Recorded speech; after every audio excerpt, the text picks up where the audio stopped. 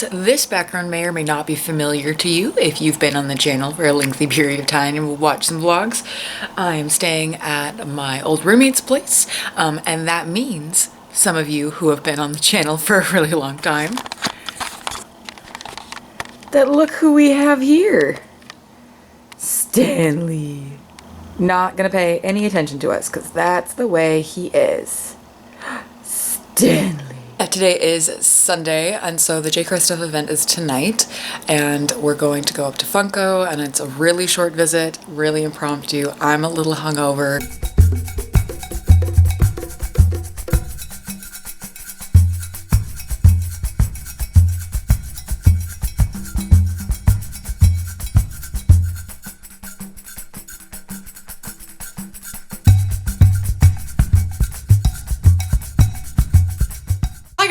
So welcome back to my channel. I guess there hasn't really been like an intro to the video as of yet.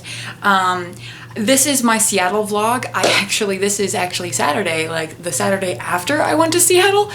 This video did not go up this week. I have been very, very busy, very tired, and all sorts of excuses. But I'm doing it now, okay, we're here. This is just gonna be one of like the hottest mess videos ever.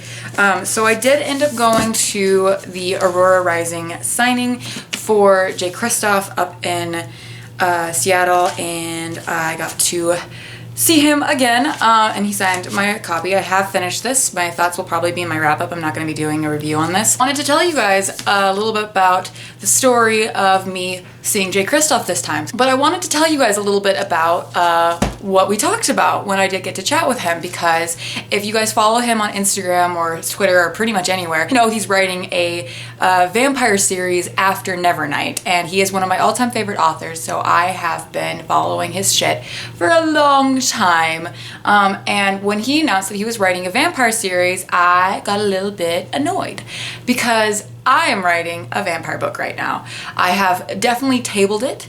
The first draft got done in November, but I was writing a vampire novel, and I was annoyed because I thought I could make vampires cool again. But then here comes Kristoff with his ridiculous, amazing, fucking high fantasy vampire novel series that's probably going to destroy every little shred of humanity I have left. But I had to explain to him that I was upset because I was going to make vampires cool again. So I told him about my trash fire of a heap novel that if you've been on the channel a while, you know more about. But if you want like a little kind of brief synopsis about my novel, I dubbed it Lolita Vampire. It's a working title. Please don't think that that is actually what it's called.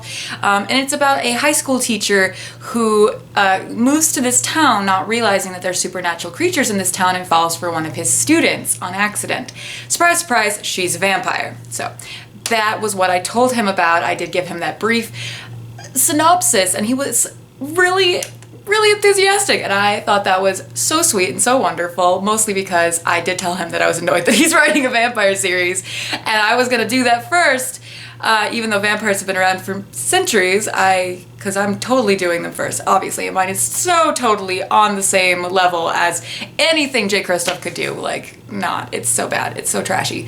But yeah, so I actually thought it was really funny because I told him about it, and then as I was on this trip, I actually came up with a lot of ways to fix the draft that I've been working on for so long. And I think that I'm going to give myself a deadline and actually try and finish draft 2 by the end of June. So you guys are gonna hold me accountable, and maybe if Kristoff sees this, he can hold me accountable. But otherwise, that is the short story. Oh, and I also have these pictures that the wonderful associate at Third Place Books took a whole bunch because I was, chatting with Kristoff as he was signing my book, and I was doing my author pose. If you know me, I do a funny author pose every time because I don't know, I find standing next to authors, especially Kristoff, very awkward and nerve-wracking. Try to lighten the mood a little bit with some finger guns, and I had to be like, Kristoff, pay attention. I had to be like, dude, pay attention. She's taking her picture. But yeah, so she took amazing photos, so that was really sweet of her. I actually did not get my Storm Dancer copy signed. I brought this was the only book that I brought to get signed because pretty much everything else I have is signed by him. But I didn't get this signed, and kind of bums me out, but that's okay. It'll happen eventually.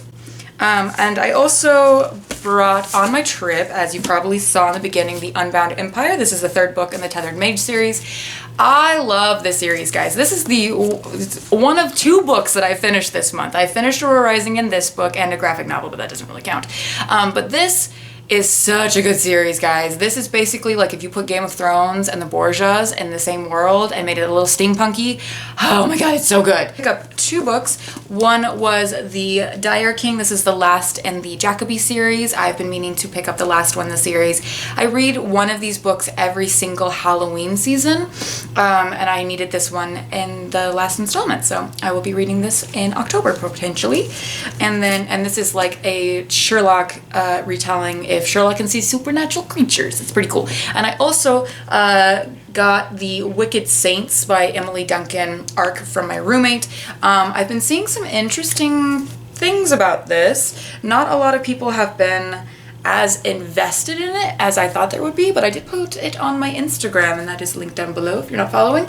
But a few people were saying that they loved it, so very polarizing reviews on this. Like, people either love it or they fucking hate it, and I am super interested to see what I think. I will definitely be going in with the thought that this is like kind of like if you liked Alina and the Darkling. I'll be going in with that. My expectations will be what they are. I will see how I think. So yeah, so that was my story time and my wrap up for my Seattle vlog. I hope you guys have been doing quite well, and also hello to all my new subscribers. Thank you very much for joining me.